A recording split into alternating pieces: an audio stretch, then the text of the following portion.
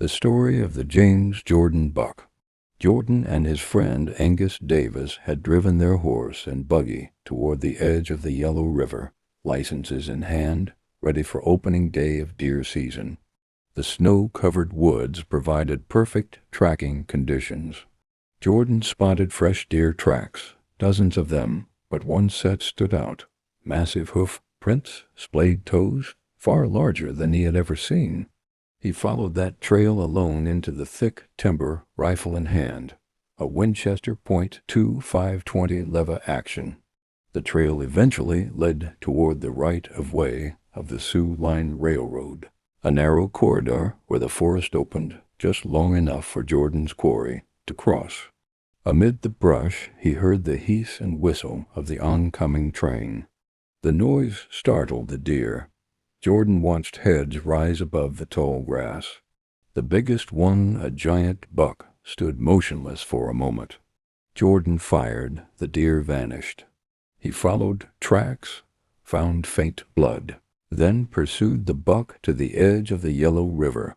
With only one cartridge left, Jordan steadied his aim as the buck waded the shallow water and stepped onto the far bank.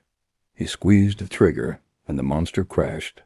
Jordan waded into the icy river, retrieved the deer, and together he and Davis hauled the massive animal home.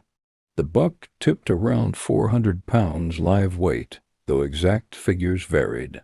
What stood out were the antlers, a flawless 5'5" typical white-tail rack, nearly perfect symmetry, a main beam length of approximately 30 inches, more than 50 inches of mass measurement, longest tines about 13 inches, and only 3 2/8 inches of deductions.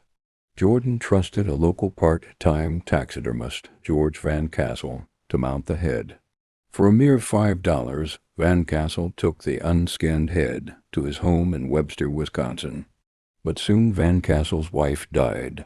He moved to Hinckley, Minnesota, and then Florida, and the mount, Jordan believed, went with him. For more than 5 decades, Jordan heard nothing. He assumed his trophy was lost. In 1958, a curious twist of fate, Robert Ludwig, a distant relative of Jordan, purchased a dusty mounted deer head at a rummage sale in Sandstone, Minnesota for just $3. The rack on that old mount was enormous. Ludwig measured it, sent the results to official measurers, and in 1964 the rack was measured at 206 1/8 net typical points under the Boone and Crockett Club scoring rules, qualifying it as a new world record typical white-tail.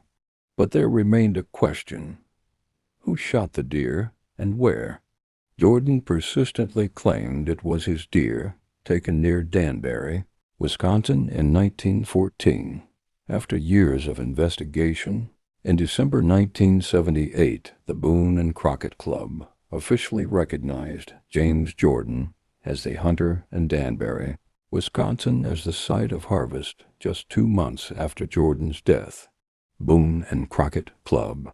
From 1971 until 1993, the James Jordan buck held the world record for typical white tails.